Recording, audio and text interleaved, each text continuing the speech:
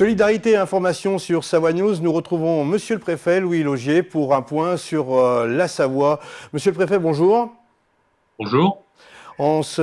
Cette fin d'après-midi, il est important de parler des différentes mesures qui ont été annoncées par le Président et qui vont être mises en place ou qui sont mises en place sur notre département.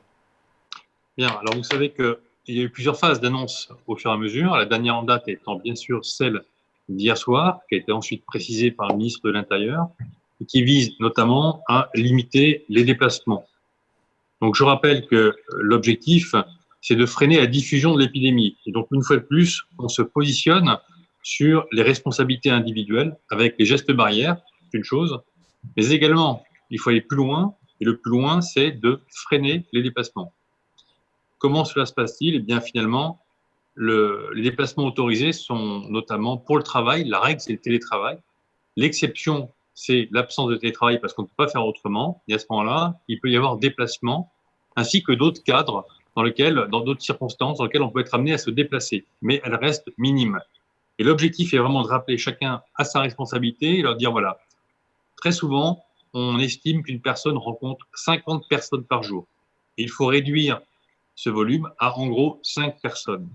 D'où le fait que l'on rentre dans des dispositions beaucoup plus coercitives que jusqu'à maintenant. Si je reprends la situation très précisément sur les déplacements, cela a été évoqué par le président de la République et les ministres de l'Intérieur. Vous pouvez encore sortir de chez vous pour aller faire des courses, mais seul. Vous pouvez également aller, le cas échéant, faire une activité physique, mais de manière assez réduite, et vous pouvez aller travailler. Bien sûr aussi vous rendre chez un professionnel de santé.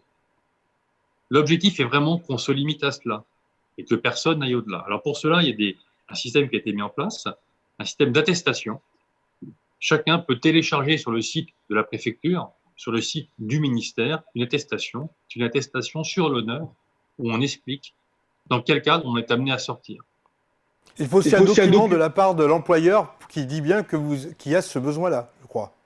Exactement, exactement. Donc vous avez une attestation sur l'honneur, mais vous avez aussi la possibilité de montrer le document qui atteste de la part de votre employeur que vous remplissez une mission à son profit. Des contrôles ont été mis en place dès aujourd'hui. Il y avait plusieurs dizaines de points de contrôle dans le département à midi. À midi, précisément, à Albertville, on en a vu un sur la zone commerciale du Chiriac. J'imagine que c'était dans l'ensemble des agglomérations. L'ensemble des agglomérations et même au-delà des agglomérations. D'ailleurs, si vous prenez des agglomérations comme Chambéry, parce que vous êtes sur les agglomérations, il y avait au moins 3 points de contrôle. Et bien entendu, ces contrôles ont vocation à se reproduire. Je dois le dire, l'état d'esprit dans lequel tout cela se passe sur le terrain est plutôt très positif. D'abord, je remercie les forces de l'ordre qui ont été extrêmement réactives et qui se sont positionnées, alors même que l'annonce date d'hier soir, se sont positionnées, comme vous venez de le dire, sur tout le territoire départemental à midi. Il y a combien d'hommes sur le terrain et de femmes sur le terrain? Plusieurs centaines étaient sur le terrain aujourd'hui. Et le sont encore, parce que c'est par étapes, vous savez, on fait des contrôles sur des points fixes, des patrouilles. Vous ne pouvez pas traiter de la même manière une agglomération et puis, bien évidemment, les zones rurales, donc on adapte au fur et à mesure. Ce qui est certain, c'est que ces contrôles ont vocation à se multiplier, à se prolonger dans la durée, notamment pour tenir compte des 15 jours qui ont été annoncés par le président de la République.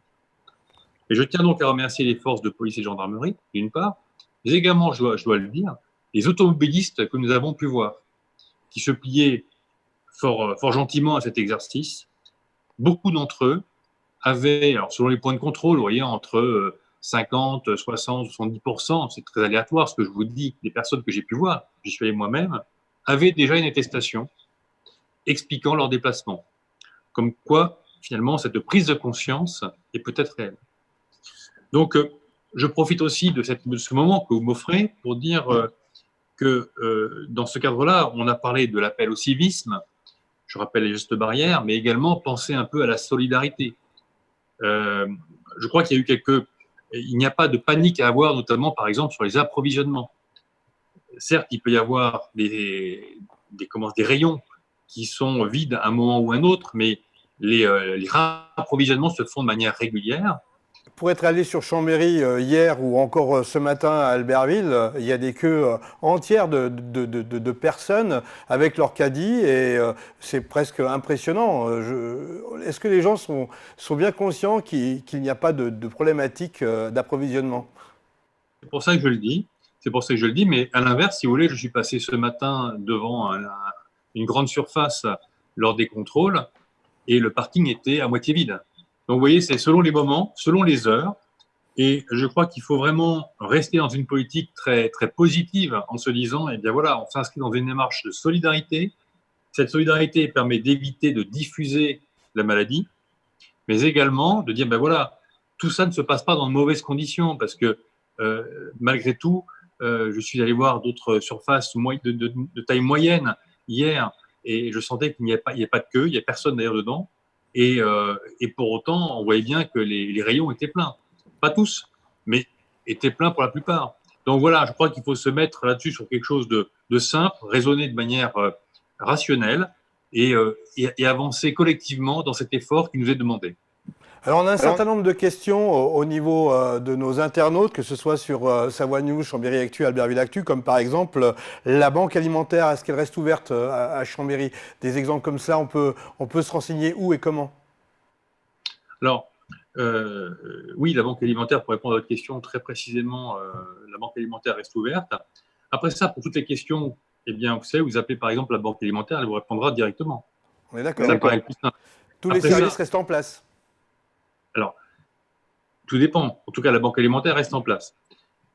Ensuite, ce qui est certain, c'est qu'au niveau des services de l'État, progressivement, là, on a mis en place des structures de suivi par thématique pour s'assurer qu'il n'y ait pas à un moment ou à un autre une thématique qui nous échappe. Bon, vous savez que la situation est quand même, il doit être accompagné avec proximité, et donc nous suivons par exemple la partie emploi-économie, la partie santé, et dans la partie les plus vulnérables. Et tous ces sujets-là donnent lieu à chaque fois à un suivi avec les interlocuteurs de terrain. Donc oui, il faut d'abord téléphoner aux personnes concernées et vous avez la réponse. Alors, au niveau de l'économie, justement, je crois que vous avez une réunion ce soir avec l'ensemble des organismes. Qu'est-ce qui va se dire et qu'est-ce que vous allez faire tous ensemble? Vous allez mettre en place des points précis? Pas vocation nécessairement à être publique, mais je vais effectivement voir, comme je le fais très régulièrement, les acteurs du monde économique. Je les vois de manière très régulière. Ce petit groupe de travail que nous avons de manière constante, en fait, nous a permis de créer des liens et d'échanger assez librement sur les contraintes de chacun. Et bien évidemment, ce soir, eh bien, nous reviendrons sur l'ensemble de ces mesures pour voir ensemble quels sont les indicateurs qu'il faut savoir faire remonter. Par exemple, est-ce qu'il y a des difficultés d'approvisionnement dans certaines entreprises? Par exemple, est-ce qu'il y a des difficultés à produire certaines matières parce que justement il manque d'approvisionnement? Est-ce qu'il y a des problèmes d'écoulement? Est-ce qu'il y a des problèmes de personnel? Et à chaque fois d'activité partielle. Et donc, à chaque fois, on va accompagner, tout ça, une cellule va être mise en place, bien évidemment, enfin, existe déjà, mais va être renforcée pour accompagner les entreprises dans cette période difficile où il faut à la fois préserver les plus faibles, les plus fragiles, éviter la diffusion de l'épidémie, mais en même temps, conserver une activité économique. On dit que ce confinement va durer 15 jours. Est-ce que ça peut se poursuivre après? C'est le président qui décide? Bien évidemment, ces décisions relèvent du plus haut sommet de l'État, bien évidemment. Merci, Monsieur le Préfet, de votre présence. Bien sûr, on termine sur l'appel au civisme. Comme vous l'avez déjà dit, il est important que chaque Savoyard se plie aux règles que vous avez établies et que l'État a établies. Bonne continuation et bon courage à vous et à vos équipes.